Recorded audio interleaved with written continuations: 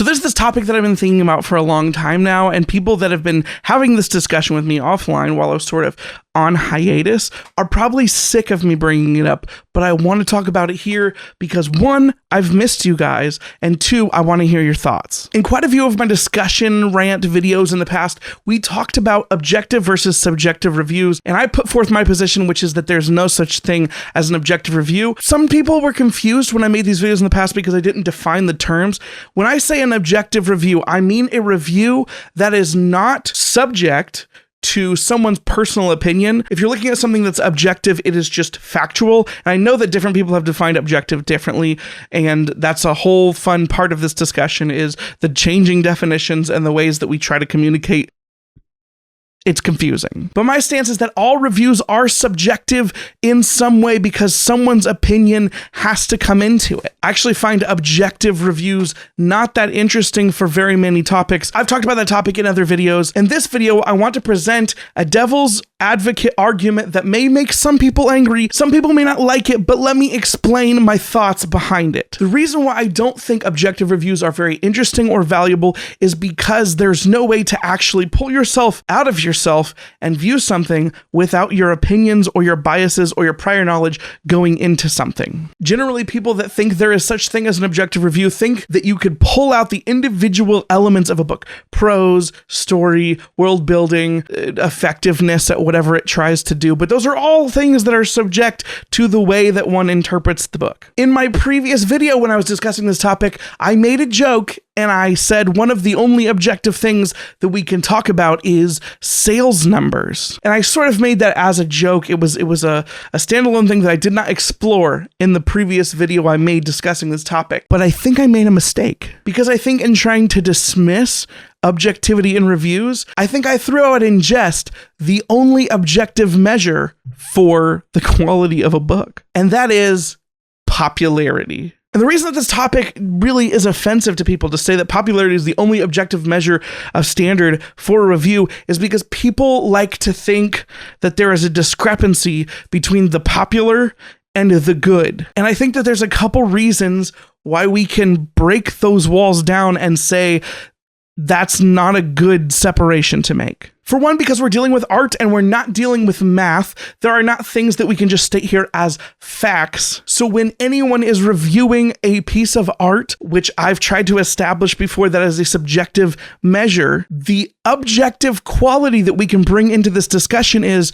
how many people does that subjectively resonate with? And if there's more of them, that makes something objectively better. And for people that really like to get literary about things, they get very frustrated with that because they're like, popular things aren't always the best. And it's like, says who? Many times when we talk about popular things being bad, we are not even realizing that we are being somewhat gatekeepy with that statement. You see, every time we judge something with our subjective interpretation, we are saying, I don't think that thing is good because it doesn't work for me. I realize there are exceptions where people can recognize something as good and not like it, but I actually think there's a little bit of cognitive dissonance there. That's a topic for another day. I think that it's possible to recognize that something took talent and work to make, but if you don't like it, you don't like it. And sometimes people like to look at popular things and not like them for a whole host of reasons. Some people don't like popular things because they're popular. Some people don't like popular things because it doesn't work for them. It doesn't matter, but at any of those points, you're becoming a little bit of a gatekeeper, which is fine. Everyone can have the taste that they have, but to say that something isn't good because you don't like it is inherently gatekeeping on some level. People that really enjoy literary criticism think that there is a group of people who has read the most, they're the most well-read, they're the most trained in analyzing and critiquing art. And to leave the declaration of definitive good or bad to a select group of people that I've tried to establish in previous videos, those types of people cannot relate to regular people. They're in a different world and they have a different perspective, which is interesting to hear everyone's perspective. But to allow them to define good and bad objectively is allowing this weird ivory tower to make the decisions of the qualitative good and bad of the world. And that's just not accurate because there's so many times that critics and fans of something disagree. Are we to believe the critics who are isolated and don't live in the regular world with everybody else? Are we to believe the every regular person to which it identifies with. And that's why I think that sometimes it's a little bit messed up the way that we hate on popular things. I recognize that it's easy to hate on popular things because you don't feel like you're bashing something small. You don't feel like you're kicking the little guy. But when you hate on popular things and say they are bad just because they are popular, you are lacking the perspective that the popular things have resonated the most and the strongest with the biggest audiences. I feel like if you were trying to create a story that resonates with someone, you're trying to create something and it resonates with more people than someone else's story. That is an objective measure that is valuable to know. Does it mean that a book that only appeals to one person is not valuable? No, and I think that's another place where this can fall apart. But I'm trying to play devil's advocate with myself. No, it does not make something that is less popular less valuable. Inherently, though, that is sort of what my other argument is trying to say. But what I am trying to say is if something is popular, it means it was dang good on some level to some large amount of people, the largest amount of people, if the thing is the most popular. There was a tag going around recently where one of the prompts was, what is an author that is overrated? And many people picked the obvious, easy answer, Brandon Sanderson, one of the most popular best-selling authors in the world right now, especially in the sci-fi fantasy bubble. And it's easy, right? It's easy to say he's overrated because he's a huge author and everyone talks about him. But also, is he overrated? Saying something is overrated is making an objective statement on whether Brandon Sanderson's popularity is not quite as deserved as it is. Like, he's more popular than he should be. But if Brandon Sanderson's works appeal to a larger fan base and they are accessible and enjoyable to a larger amount of people, who are you to say that that's not deserved? I get it. We all have opinions. We're all sharing our opinions. I'm like I said, I'm playing devil's advocate because there are some best-selling authors' works who I have liked less than the average person, which is ultimately why I say subjectivity is the only way to analyze anything. But do we sort of understand the point I'm trying to make? Now, there have been many videos discussing this topic, including some of my favorites, which were by Bookborn. And in the comments for that post, I tried to make this case. And Bookborn brought forth a very good point, which is marketing heavily influences the things that are the most popular. And that's true.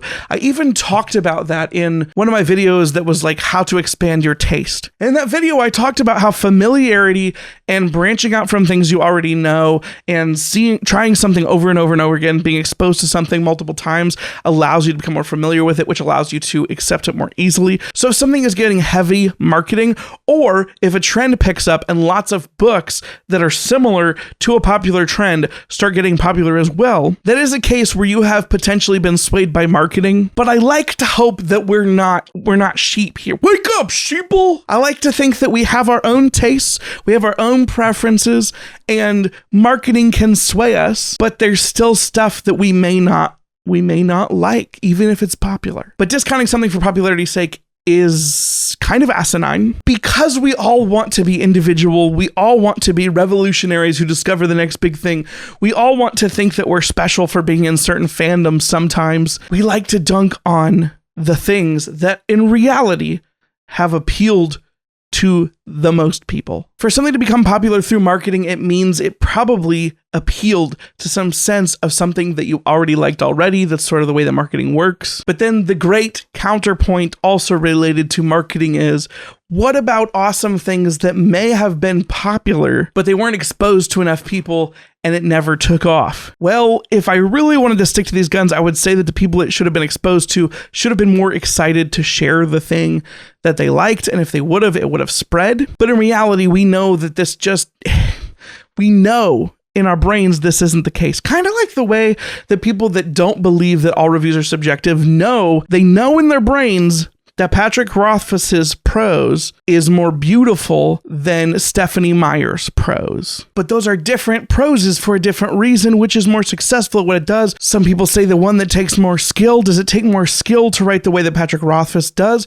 Or does it take more skill to write as an adult the way that Stephanie Meyer does in a way that appeals to such a massive audience? I don't think those things are quantifiable in an objective way. We agree that the prose is better in Patrick Rothfuss's books than in Stephanie Stephanie Meyer's books because we have a certain idea of what we think is complicated or what we think is beautiful and what we think is effective at portraying certain things. And we say that Rothfuss is better at that.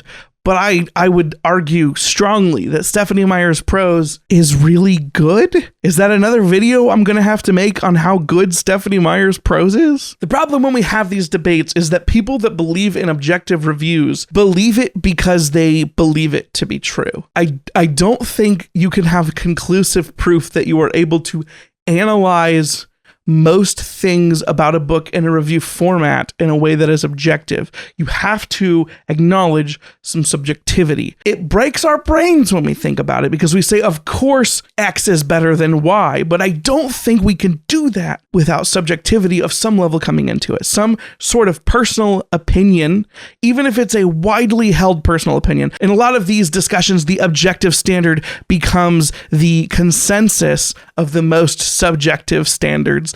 And I just consider that to be a subjective standard. If an objective standard is made of subjective pieces, then it's going to be subjective. We're talking about art here. There's just a thing in our guts that mentally tries to push back on the idea that there's no such thing as an objective standard of quality for art. And sometimes my brain does the same thing, but I can't make it work with arguments, which is how I got to my all reviews are subjective take. And thinking about this concept so much is what led me to my maybe popularity is the best objective measure of quality that we have. Anyway, what do you guys think? I want to hear your comments down below. There's a Discord link down below if you want to discuss this more at length. I want to hear other people's opinions on this. I want to know if you have the same things in your brain that push back against those ideas, even though I can't find a solid case for there being objective reviews, or for popularity not being a very important factor when it comes to trying to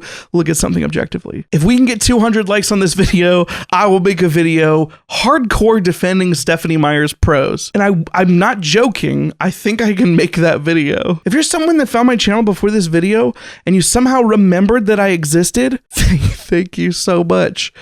It's been so long. The fact that anyone remembers who I am is crazy. Making this video feels weird. It's been so long. I don't know I feel like I have no idea what I'm doing. I watched some of my old videos. I'm like, how?